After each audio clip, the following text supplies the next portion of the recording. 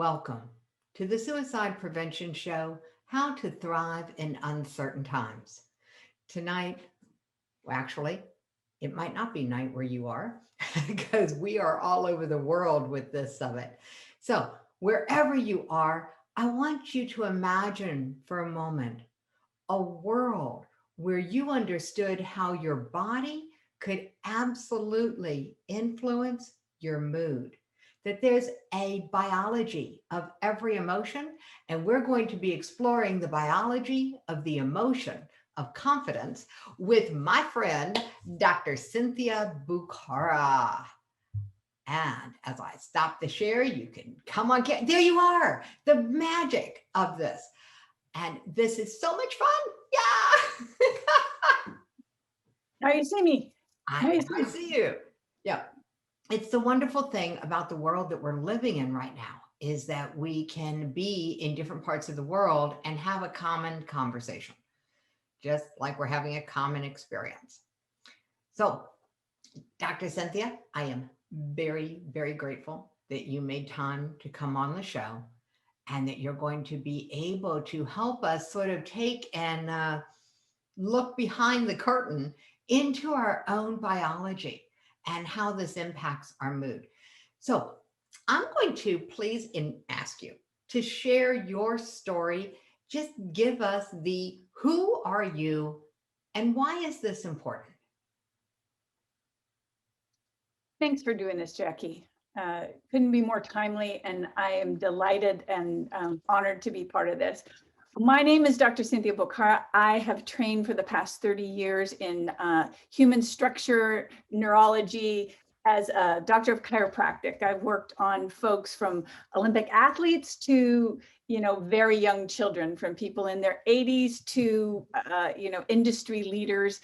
And right now, I work with folks like yourself who are entrepreneurs who have a very important message that's close to their heart that can make an impact on the world. And so I can't think of anything more important than to be able to support them in being able to communicate that effectively.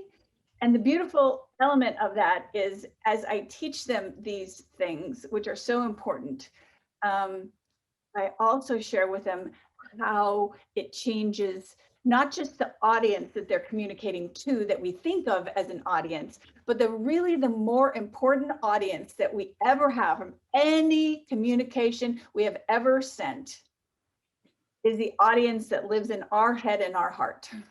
Oh, well, there we go. You won't get any argument from me there. That's the one that is always there, always listening. And depending on our programming, it's either always supporting or always judging. It's communicating. Let's just say 24/7, we are communicating something. We're communicating to anybody who observes us, and we're more importantly communicating internally in such a variety of ways. The words that we hear in our head is one way, but also what we're communicating via the positioning and the shape of our body and the chemistry of our body is communicating volumes. The shape, because I love that. It was the shape, and I'm like, yeah, feeling my shoulders hunch over, and I'm like, all right, everybody stand up straight. Yeah. The shape of our bodies and the biology, what's actually going on inside. When we last saw each other, you were shepherding a whole bunch of us because I hang out with a lot of other people who are speakers and show hosts and things like that.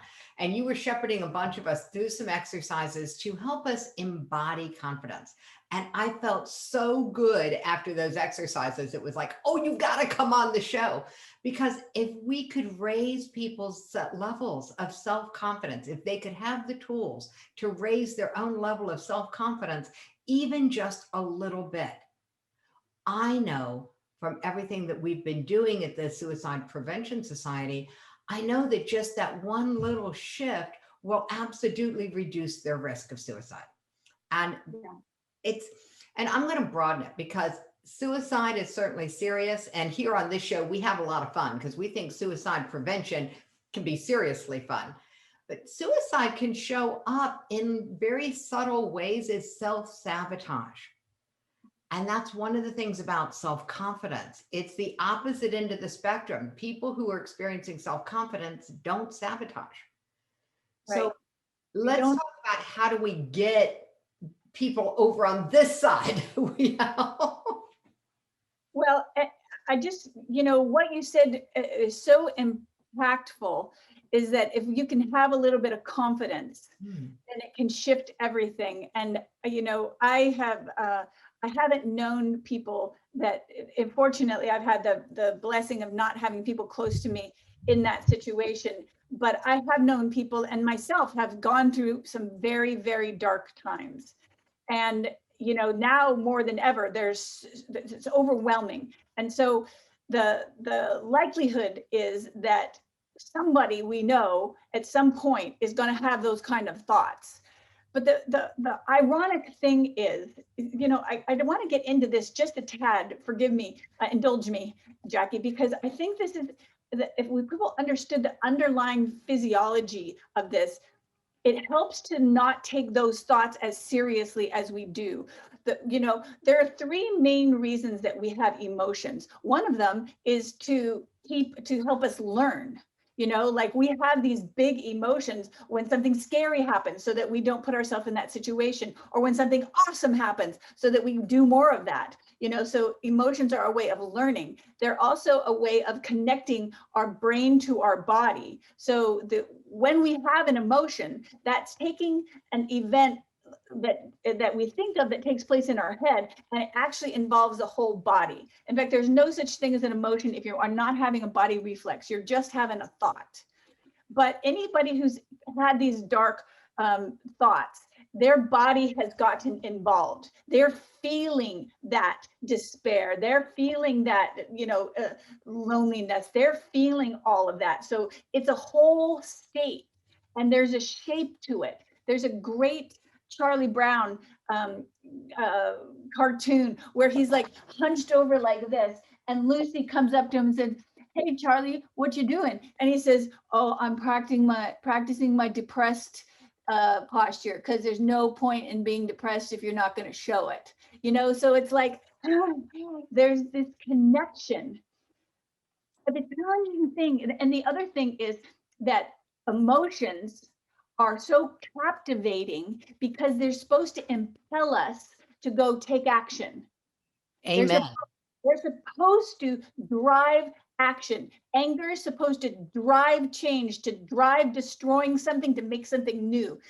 Sadness, from a physiological standpoint, is a response to a loss. Like we're supposed to, when we cry in sadness and share our despair, technically the tribe is supposed to come around us, and it is a bonding. So we look at these emotions like they're terrible, but there's really a value in them. But the challenge is that when we're in this thought, we think of it as real. We think that it's true. And Hmm.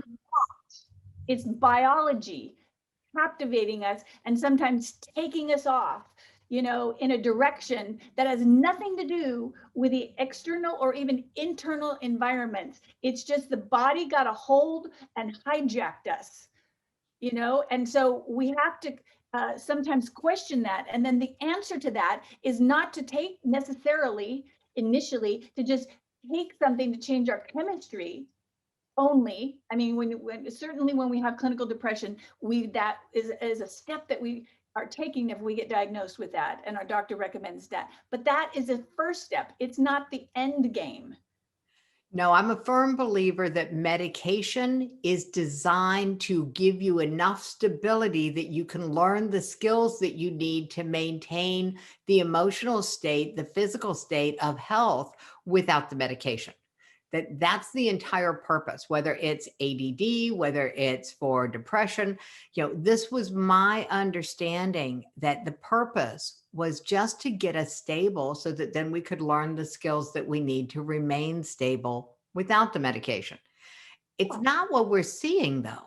I'm seeing people on different medications, especially around the mental health world, for decades. And there's not a good training program to help them understand the physiology, the biology that they actually have control over. And that's why this conversation is so exciting. All right. So we're going to take people some step by steps. That's coming. But what is it about this that is so compelling for you? I mean, other than Charlie Brown, because, we got to admit, everybody can just like, oh, rats, we love Charlie Well, Brown. so here, let me just share with you one of the first. So I've been working with bodies, human bodies, for, as I said, 3 decades, and I am just fascinated at this connection between what takes place in our brain and then what gets manifested in our physiology. And that incredibly powerful connection. In fact, there are some leading neurologists that said this idea of a brain and a body is just a fabrication. It's actually, the body is an extension of the brain, and the brain is an extension of the body. So there really is, it's not a saffron robes, woo, kind of a thing. It's just hardcore science. And for me, I just find that endlessly fascinating. But it's how we can create a life of joy ongoingly. And for me, I've had a lot of experiences in my life where I've had the opposite of joy. And over that time, I really suffered with a lack of confidence growing up. And it's ironic, isn't it, that now I teach people how to speak in front of people and have presence, because I remember growing up, it was the most humiliating thing I could ever do. And I really, just that feeling of a lack of confidence when I was growing up stood in my way in so much, in terms of like asking questions, or, asking for what I want, or valuing myself, or thinking I could get something done. And so, it kind of came to a head for me when I was at my mom's funeral and watched my uncle be the one on stage, at the service, talking to everybody. And I wanted nothing more, Jackie, than to tell everybody, how much I miss my mom, and, what an amazing person she was. And she didn't ask me for a really good reason, because she knew that I would have a freak attack up there and probably, make everybody feel worse. And so I thought, I've got to get over this lack of confidence, because it's affecting so many areas of my life. And, in transparency, there are many situations right now where I have to I have to create the confidence because I'm not feeling it in the moment. I learn the tools that I have learned, and I have to use it, almost daily. I mean, literally, daily I use it, because sometimes I'm in a situation and the thoughts in my head are not happy. You got this, sin, they're like, oh my God, you are not, you just are doing something wrong. I'm not enough. You're doing something wrong. I got a serious fault. If anybody really knew how, name it, stupid, not smart, mistakes I've made, things I've said, but things I'm not proud of. If anybody knew that, they would not like me. So, And the reality is the natural negative bias of the brain, and then the conditioning that says it's not safe to be seen, even if it was as simple as being raised in an environment that says children are to be seen and not heard. So it's not safe to speak up, even if it's okay to be seen. This is a relatively common human experience. And so, because it is, let's explore the biology of what shifts that for you. Because you said, and I quote, I use it every day. What is it in that sentence? when the it of which I refer is how to kind of hack, although I'm not crazy about that term, but kind of hack your physiology to create the emotionality or the psychology that you want. Okay, so I'm going to give you something other than hack, since you don't like that word. I call it having an emotional remote control. We grow up giving those to other people. We think that other people make us feel, and our culture supports that mythology with country songs like, you make me feel like a, yeah. I mean, no, the answer is no, he doesn't, ladies. You felt that way and you gave him credit because you knew it would be good for what was going to happen later. So let's get real. We control our own emotions, except we don't believe that we do.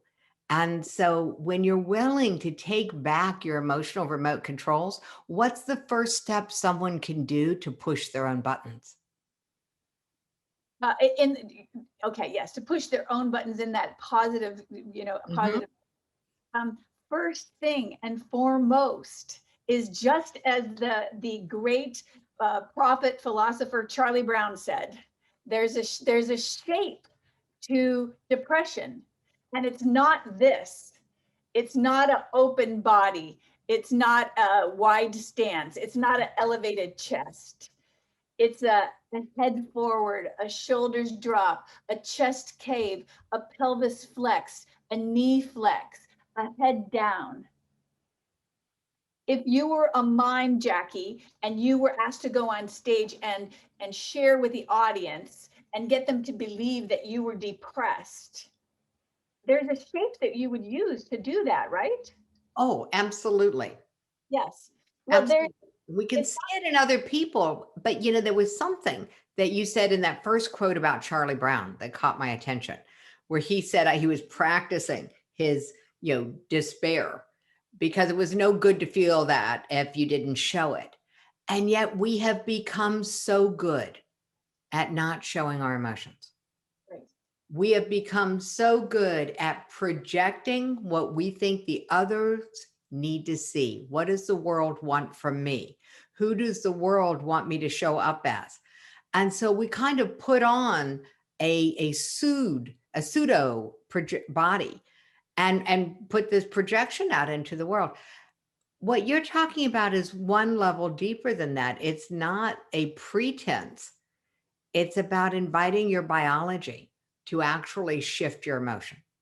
Yeah, it's partnering actually with your biology for the greater good of the whole system, because it's not a head and a body. Mhm. It's a system. And we need to think in terms of systemic thinking. Like, okay, so something goes wrong. And until I have all these tools, something goes wrong externally.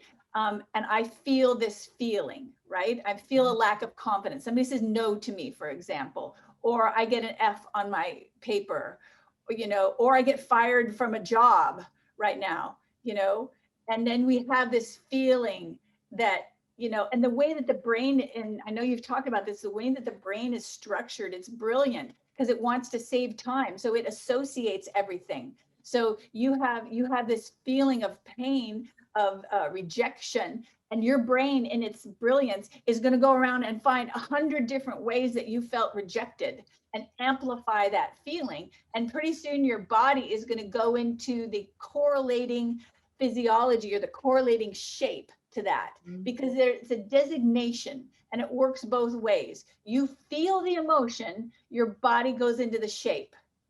But the great thing is, it's a two-way feedback mechanism, like many aspects of the body. So Oh, you feel bad and change your shape, which will then alter your feeling. it is a feedback loop is a great way to express it because a feedback loop is specifically designed to create shift. The greatest, most effective, obvious feedback loop in the world is that solar powered, this is your speed sign that starts flashing at you if you're going over the speed limit on that street. That feedback loop has saved lives and it has certainly saved pocketbooks because it prevents you from getting a speeding ticket. Were we consciously aware of our speed before that thing flashed at us? Probably not. And so we need feedback loops. We absolutely do. They are very powerful tools when used correctly. I think part of the problem is that people don't realize they're getting feedback and they just think they're feeling. Right. Yes, that's exactly right. And so the shape of depression and anxiety are similar, but that shape gets created by us looking down at these all day, computer, where our head is, literally looking down like this, and our shoulders go in as we're typing away here. So we are creating through our habits the shape of depression, which is going to just give us as a direct response the neurotransmitters and the experience of that in short order. That's amazing because we are now a society that is headed towards chronic depression and anxiety simply based on our, dare I say, addiction to screens. Oh yeah, it's the shape that we go into, the shape of sitting at our computer, and our head's not down, but it's a head like this. Our arms are in front of us, our knees are bent. It's essentially a modified fetal position, which, as long as you're not a fetus anymore and you're outside of the body, is a position of terror and intense. Like what do we say? Oh, it was such a bad day, I wanted to go on my bed and crawl into the curl up into a fetal position. It is. It's a very protective, because everything, I mean, my background is the Oriental style of diagnosis and energetic arts, and the front side of the body, the soft side of the body, this is the most vulnerable side. And so curling up is the protective thing because you've got the hard shell to protect you. And we don't think about that when we're using our cell phones or typing on our computers. Usually, what are we thinking about? Whatever is going on in our head that we're trying to figure out on the screen. So, what do you recommend? Because this has got to be a step-by-step to get people to break that behavior that is leading them down the road to chronic depression and anxiety. It's a pattern worth breaking. It's a pattern worth breaking for all of us, even if we haven't gotten down to those extremes. It is a slippery slope of despair and sadness and anxiety, and they can, because of the way the brain is in that association, it can just like mushroom for somebody who hadn't previously. One of my patients actually is a college student, and he was he was a swimmer, and he was amazing, and he set records, and he was going to go to the nationals and maybe even try out for the Olympics. And then COVID hit, and he didn't get to do his last meet, which sounds, it sounds superficial, but for him, it was like, somebody missing the Olympics. It's like they had done all this work, and they had all of these expectations, and then he didn't get to graduate, and then there's no jobs. And then he was supposed to go over to New Zealand and train for 2 years. And it's like this normally happy-go-lucky, very, athletic, successful young man got the rug pulled out from under him. So then he stopped working out, and then he was holding himself, and he's on his screens, and then he's feeling bad. And it's a slippery slope to having those feelings. And so the first thing we did with him was, hey, listen, dude, you need to hold yourself in a physiology, in a state of confidence, of feeling like a winner, feeling like you were on that stage. The easiest way to do it, Jackie, is against the wall. Yeah. Heels against the wall, head against the wall, pulling the shoulders down, tightening up the stomach as you get as tall as you possibly can. If you put your fingers underneath your ears, there's a bone right there. Right behind your ears is like the base, the little external auditory meatus is right there. That's the hole. But right below that's called the mastoid process. And if you just pull up on that, have the sensation of that first bone in your neck, which is right about here, of that coming up, you'll feel your belly have to pull in. Okay, so I'm getting taller. Getting taller, it's kind of like squeezing a tube of toothpaste. You squish it up. Okay. Cool. You would, if you were in the casing of your door, and when we were younger, trying to get taller than our older sister. Yeah. I'll get as tall as you can. that pulls your body into a confident bearing while you pull your shoulders down. Cool. That's the posture of confidence. The All right. posture of The posture of confidence. And there's a little hiccup in the audio maybe, so I want to make sure people get this. The posture of confidence is the posture that you would use against a door jamb when you're 9, trying to get as tall as your sister who's 11. I have a sister 2 years older than me. That's why I use those numbers. So yeah, so it's that kind of thing. It's heels. It's just let's get straight, and then let's see if we can stretch. Yeah. So what you said about squishing it, so tightening up all the muscles that will support the vertebrae to get taller. Cool. All right. So now that in and of itself feels like a workout today because it's, been a long day. What else goes with that? Or wait a minute, let me come back to this. Squeezing up. All right. So this is the squeezing up posture of confidence. How much time would someone want to spend consciously in that posture? Jackie, remember who you're talking to. I am a board certified chiropractor at this for 30 years. So my answer would be that would be like, oh, all the time. Anytime you're standing or sitting. Well, and I'm not, and I'm only just a little bit kidding, because we're under gravity all day long, and gravity actually is our friend when we are in alignment under gravity. That produces the chemistry of I got this, or it produces the chemistry of I'm depressed. So, I guess you could ask yourself, how many hours do you want to be depressed? So give me that. How many hours do you want to feel good? Give me this shape. Pull your legs a little bit wider and get your arms a little bit wider. And the research shows us that 2 minutes of standing with your spine like this, your feet at about, like this wide, a little bit wider than hip wide, and your arms like this or like this, 2 minutes of that will reduce your stress hormone by 20 to 25% and increase your confidence hormone by 15 to 20%. Yeah, what I realized when you did that is whether I'm up like this or down like this, my elbows are about the same distance from my spine. Right. So it is about what they used to call arms akimbo. Yeah. And so cool. All right. So open. Yeah. This whole fascia here, your shoulders, it's open. It's not closed. Okay. So we want to be up and open. Cool. All right. So there's the 2-step. Now we have the biology of confidence 2-step. You want to squeeze up and get open. Squeeze up and open up. There we go. I like that. Cool.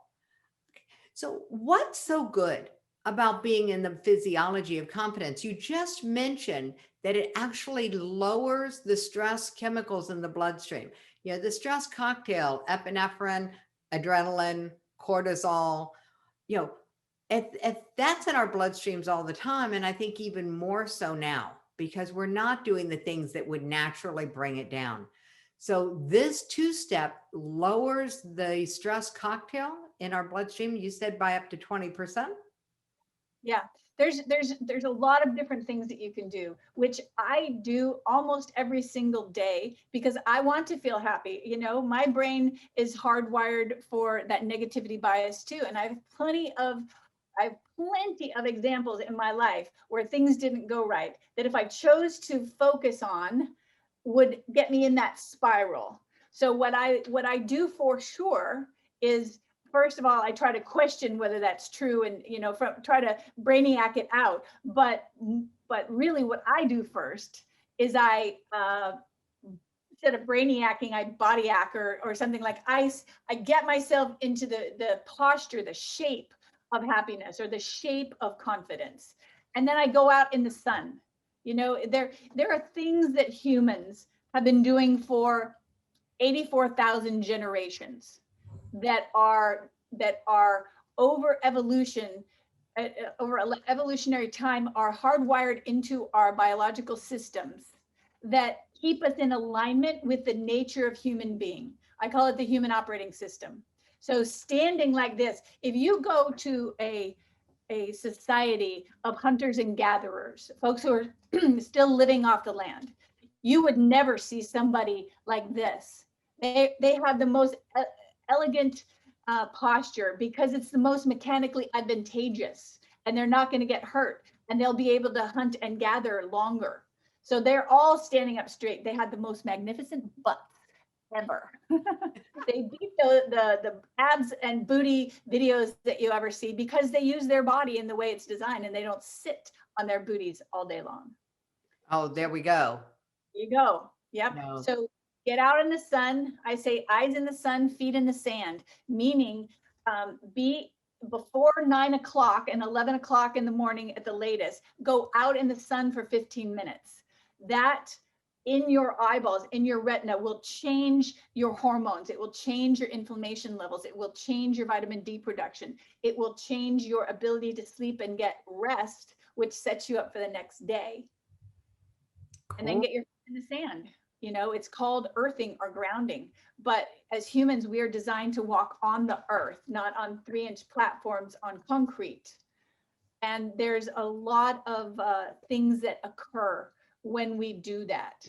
Oh yeah, there's a whole electromagnetic system that we get disconnected from, especially with rubber-soled shoes. You know, rubber-soled, wood, all of these things that don't conduct electricity are actually barriers to that. So, all right, so now we've got the 2-step, which is the squeeze up and, you know, arms up, open up, squeeze up and open up. I remembered. All right, we got the 2-step of squeeze up and open up. Then we've got the 2-step of eyes in the sun before 9, it's definitely before 11 a.m., wherever you are, and feet in the sand. Feet in the sand, walk in the earth, walk on grass, walk on sand, walk in the water. And it just connects us to nature. Our heart, we're so hardwired to look at landscapes and vistas that when we get out in nature, our whole physiology just goes, oh. And it changes everything. It lowers our blood pressure. It changes our breathing patterns. It changes our brain waves. Therefore, it changes our neurotransmitters. Cool. All right.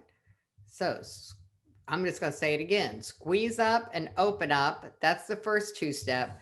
Then it's eyes in the sun, feet in the sand. Let's walk the earth before the sun gets to its, you know, apex, before we get direct sunlight, when it's still at an angle. So those are 2 really good and time-honored, obviously, time-honored, very substantiated by science. You said something just a second ago. What's the 3rd one? Okay, give us the 3rd one, and then we'll come back to what I was thinking. Well, so the 3rd one is what we put in our mouth. I call it, are you inspired or are you inflamed? Are you thinking inspiring thoughts? Are you thinking thoughts that are inflaming your sadness or inflaming your stress? Are you eating foods that inspire your body and give it what it needs, or are you eating foods that inflame them? Because the chemistry that gets created in our body by our diet doesn't stay from the neck down. Much of it passes the blood-brain barrier, and this inflammation causes inflamed thoughts. So even if there's no reason, let's just say we got our eyes in the sun and our feet in the sand, we stood really great, and nothing's really going on in our life to make us upset. If we are on a diet that causes our body to have inflammation, meaning processed food, lots of carbohydrates, not enough nutrient value in the food, if we have bad chemistry from our diet and everything else is going great, we're still going to feel like badly. We're still going to feel bad. Got it. All right. This is the Suicide Prevention Show. You can absolutely use the technical term that almost came out of your mouth. We'll just call it crap. Yeah. There we go. When you feel like crap, everything is a problem. When you wake up and you feel good and you have energy and you look in the mirror and you look vibrant and you've got color to your skin and your hair is shining, nothing's a problem. It's like, oh, yeah, okay, I can fix that. I'll do that. Okay, I'll do that. But if you wake up and you haven't slept and you ate junk the night before and you were hunched over like this and you haven't seen the sun in days, every single thing is a massive problem. Somebody looks at you wrong and it's like, oh God, they think I'm an idiot. I'm just terrible. This is never going to work. I can't possibly go take this piece of paper and stick it in the trash. It's exhausting.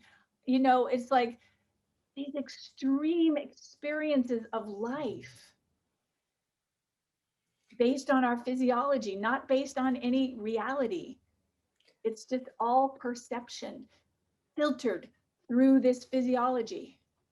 So, because perception really does create our version of reality, what you're really talking about here is the guidelines to have control over your own perception of the world.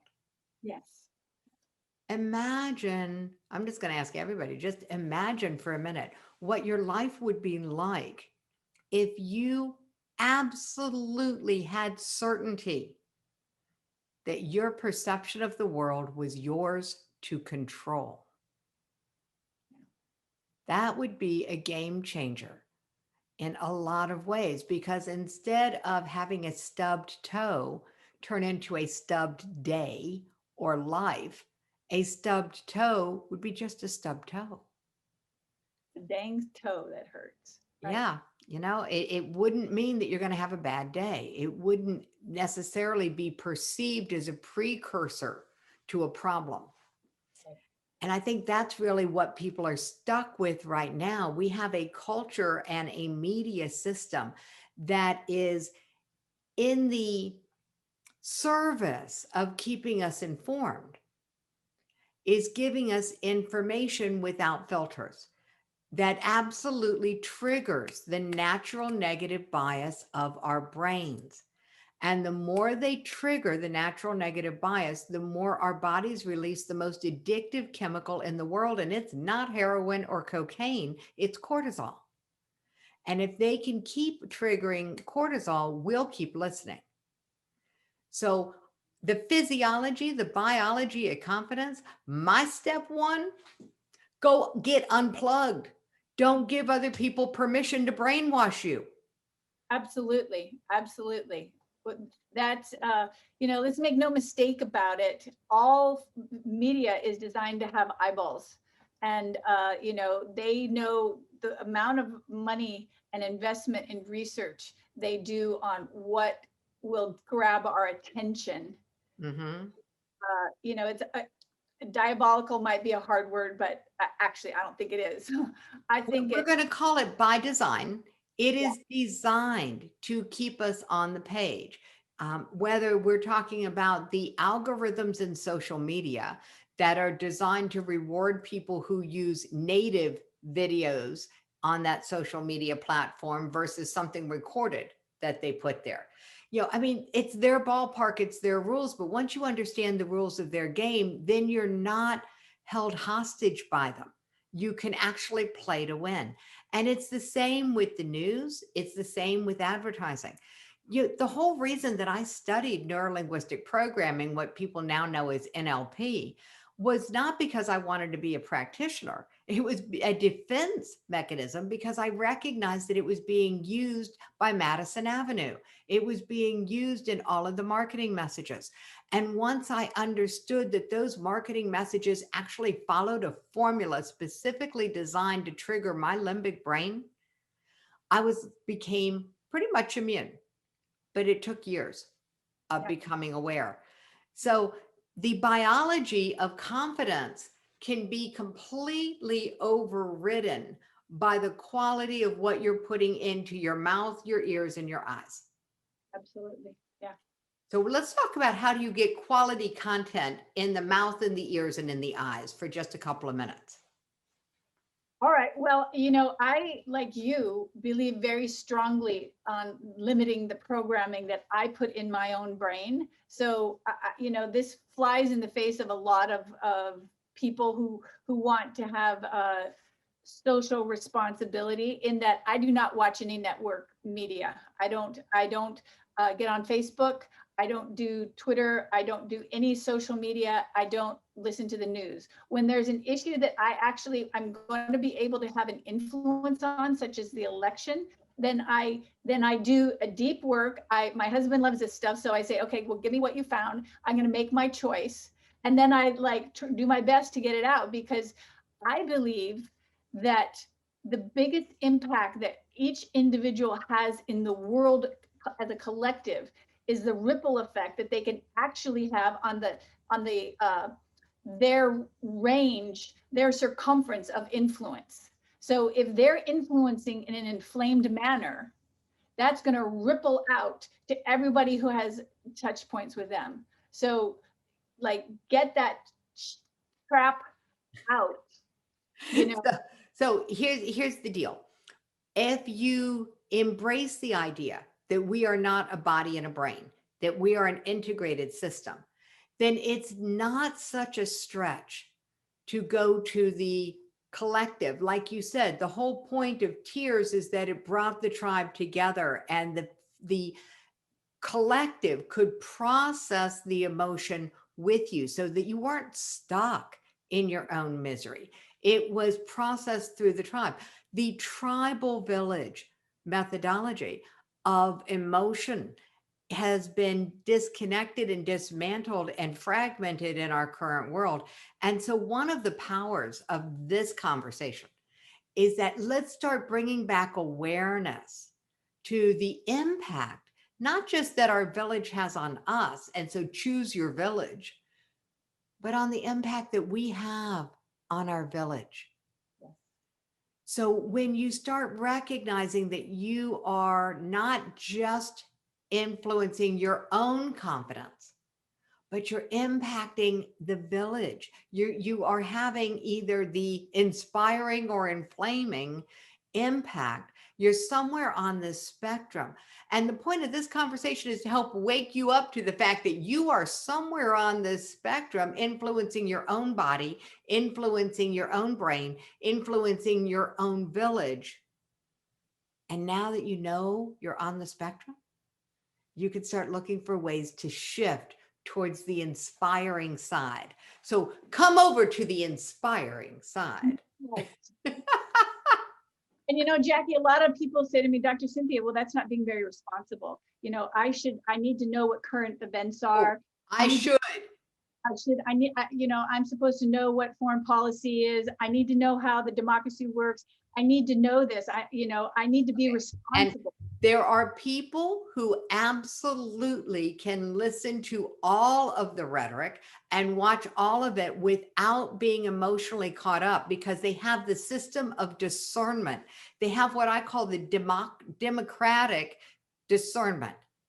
For the people who do not have democratic discernment, where they're actually hearing the facts and not the influence. Right. And they don't get the emotional reaction. Mm-hmm. Yeah, they're not triggerable by this methodology. The majority of people are. And so choose. And there's a phrase in Judaism that says, look up and choose wisely. Right. Yeah. So when it comes to the biology of confidence, we've been talking about squeeze up and open up. Now I'm going to invite everybody, when it comes to the sources of information that you allow into your head, look up and choose wisely. Yeah. And if you need a permission slip to not watch the news, I give it to you. I'm energetically sending you permission to not watch it. And if you feel like you need to be responsible by watching all that stuff and knowing every single thing that's going on, I want to suggest to you that your greater responsibility is to be a well-functioning human, a happy human on this planet who ripples out that happiness and joy and inspiration. Way more important than what CNN or Fox News said about X issue. Or Y. Yeah. So we are in complete agreement there. So while I use social media, there is a lot of value there as far as, especially with the suicide prevention movement. We have a YouTube channel for the suicide prevention movement, so we can have this content available to everyone on demand. We produce 24 hours of content every time we do a show, because we know that your longest day, even your worst day, only has 24 hours in it. So this ability to have content like this, Dr. Cynthia, where in just a little bit of time, in a few minutes, the ability to claim total control over your emotion, to embody the biology of confidence, such a gift. And I really, really appreciate this. Okay, let's wrap this up and take it home for people. We've got the 2-step. The power of emotion. Okay, so 2-step is squeeze up and open up. But the first thing you said was the 3 purposes of emotion. And the first purpose of emotion was to help people learn. And the second purpose of emotion was to connect with the body, to get us out of our heads and absolutely get into this whole system. And my sense was that the third purpose was connection to the tribe. But I wasn't sure if there was another, if I missed it. Yeah, connection with the tribe, it falls under the category of incite action, motivate in some way. So when you're crying, the action that gets incited is for people to come to you. If you're angry, the action that it makes you want to do is to break something and fight something. Yeah. Now, I don't know if it's true, but I heard somewhere that the root of the word emotion was emote, which is to move. And somebody's going to have to pick apart the Latin for me, but this is what I heard, and it sounds good. It might not be true, but it sounds good, and maybe it'll help other people remember that emotion is designed to create movement. Yes. Yeah, it is definitely designed to create movement, and movement is this physiology. It's not like intellectual conceptual movement. It's like, move that body. Mm-hmm. Move the body when you're having these big emotions. It allows you to process that emotion. We are not designed to have these tough emotions and not move. And not move and to just sit there and try and brainiac our way out of it. It's not the. You've hit upon one of my, let me beat my drum for just a second. PTSD is often contained in this lack of physical movement at the moment of high emotion. Yeah, absolutely. And so it's the when we hold our breath, even just that simple stopping of that motion, but it's when we feel powerless to act, we start then getting into this whole cycle. And there's a lot written about it, but the power of taking control of your body, making sure that you squeeze up and power up, and with the shoulders down, power up, it's the shoulders down, up and the shoulders down. Got it. Yeah. When we squeeze up and open up consciously. So I'm going to give everybody a tip that I use with my clients, which is when you're trying to create a new physiological stimulus, a new trigger for yourself, set an alarm in your phone to go off every hour during waking hours. And for 5 minutes, practice this. Practice the squeeze up and the open up or the open up. Give your body 5 minutes. Because I think that if 2 minutes makes a 20% drop, maybe 5 minutes we can get a little more. Who knows? That's fine. It's worth the experiment. It's worth the experiment. Dr. Cynthia, what can I do? I mean, what can I do to say thank you? This has just been the most fun. For anyone listening to this on the podcast or on the show later, we will look in the show notes. You'll see all of Dr. Cynthia's links and her bio and all of this. I know that you have so much to give, and I greatly appreciate the fact that you have a gift for everyone who's on the show listening to this talk. And I didn't grab the link for it because that's usually Katie's job, and Katie's not with me right this second. So you want to give me a minute, or do you want to pull it up? You want to just pull it up from your memory and I will pull it up from my list. How's that? Well, the thing that, first of all, the gift that I want to give is really the change in perspective. That's the most important thing. The change in perspective that you can create by changing your shape, by moving, by getting in the sun, not thinking that in order to change your thinking, you've got to change it just from a chemical standpoint. There are so many things that you can do that we're going to reinforce all of that to give you a better experience of your life. And the specific gift that I have is for folks who, the interesting things sometimes, just like with comedians, lots of times people who um, have had the most challenging and difficult emotions are the ones that are most brilliant in comedy. And what I find is that people who have gone through really difficult struggles are the best people to go share that message with other people, make a difference. And so that's what my gift is. I help people to be able to organize their thoughts in a way that they can communicate it effectively and powerfully from the heart. So that's the gift that I have. It's a template. It's a video that kind of explains it to you, so you can kind of walk yourself through that in a way that it's just a template. It doesn't mean it's the only way, but you can get it at stageauthorityformula.com/signature. Signature talk. Okay, so there was a signature talk at the end, and I've actually popped it into our chat here for the people who are here, and it will be in the show notes. Everyone will get a chance to have access to this. It's really more than a template. I mean, it's how to craft a powerful message that you can share effectively with the world. And when I saw that this is what you were offering, I got super excited, because there are people who study astrology and say this is the age of Aquarius that's coming in. And I'm like, woohoo. I think it's the age of the messenger, and that everyone has a message that is possibly big enough to change the world if you are willing to learn how to deliver it in a way that inspires. So, how to craft a powerful message that you can share effectively with the world is an amazing gift. It's more than just a template. It's got videos with it. It's got the explanations. It's got the how-tos. And so thank you very much. If somebody's listening to this on the podcast, don't worry about writing it down. It's in the show notes. Dr. Cynthia, that's an amazing gift.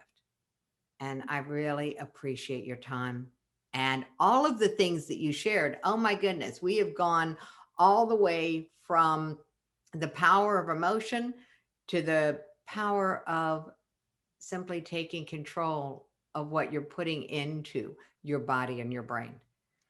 So beautifully, beautifully done. Thank you so much for sharing this time with us. My honor.